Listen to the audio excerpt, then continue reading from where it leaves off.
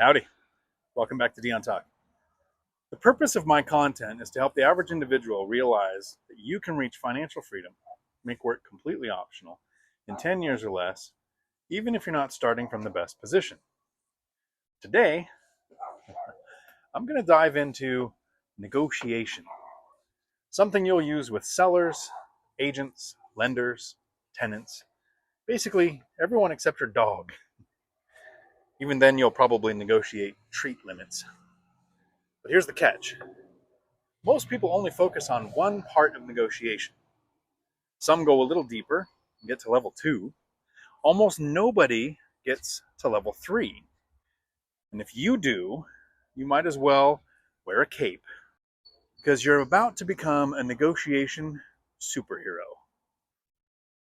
First, amateur negotiators only focus on what they want. The pros, they start with what the other person wants. We're not just talking about price. We're talking about certainty, speed, less hassle, not dealing with tenants, toilets, and termites ever again. Story time. I was buying a property and learned the seller was doing a 1031 exchange.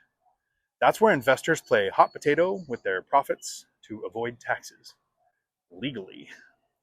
Turns out he already was under contract once, and that deal crashed harder than all of my marriages. Now that seller is under pressure. The IRS has a ticking clock, and this guy is sweating like it's the final round of deal or no deal. So I made him an offer. Let's close fast. And let's take $10,000 off the price while we're at it.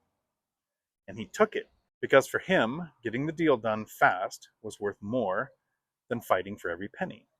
My lesson is if you solve someone's problem, they'll gladly pay you with a better deal. Negotiation isn't war, it's customer service with equity at stake. Number 2, let's talk about you. Yes, you. The person holding the cup of coffee like you're in a low-budget financial thriller. You have to know what you want.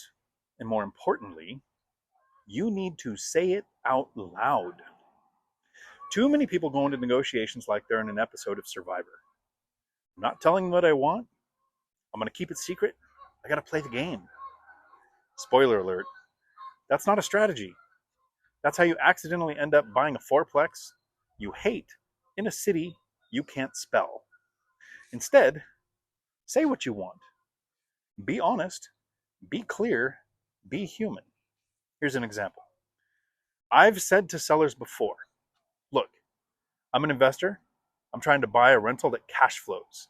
If we can structure this deal to make it make sense for both of us, I'm in. If not, no worries. That takes the scammy vibe out of the room immediately.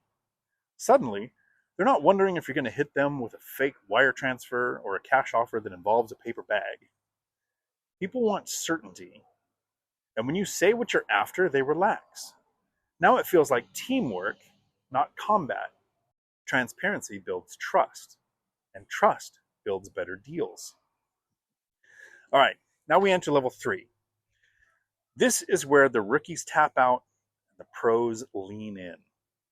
I've actually never heard anybody talk about this before. What am I losing to get what I want? And even more important, what is the other person losing? And how do I respect that? Because every good negotiation has one thing in common: compromise. If you think you're going to walk into a deal and get everything you want and walk away like you're a real estate unicorn, you're dreaming. No one gets everything they want, not even toddlers at Target. Story time. I bought a rental where I gave up a lot up front. I put $100,000 down, took out a mortgage that was a higher payment that was in my comfort zone, especially with rising interest rates. I didn't get a screaming deal. I didn't lowball them into submission, but I did it because the property cash flowed about $850 a month, even after setting aside for repairs, vacancy, CapEx. So what did I give up? $100,000 that I could have used for another deal. My short-term liquidity. A more flexible personal budget. That's real skin in the game. But what did I gain? 10,000 a year in cash flow, a long-term appreciating asset, more freedom from work. Now let's look at the seller. This was a property they owned for 15 years. They'd managed it, they'd maintained it, watch it go up in value. This thing wasn't just a property, it was their financial security blanket. But they were ready to let it go. They were giving up an asset they'd worked hard to acquire, just like I was giving up liquidity and flexibility to get it. That mutual sacrifice, that's where the real deal happened. Great negotiations feel fair, even when no one gets everything. Master negotiators know what they want, know what they're losing, and know how to acknowledge what the other person is giving up. Sometimes just recognizing that sacrifice builds enough goodwill to close the deal. Hey, I know you've had this property a long time.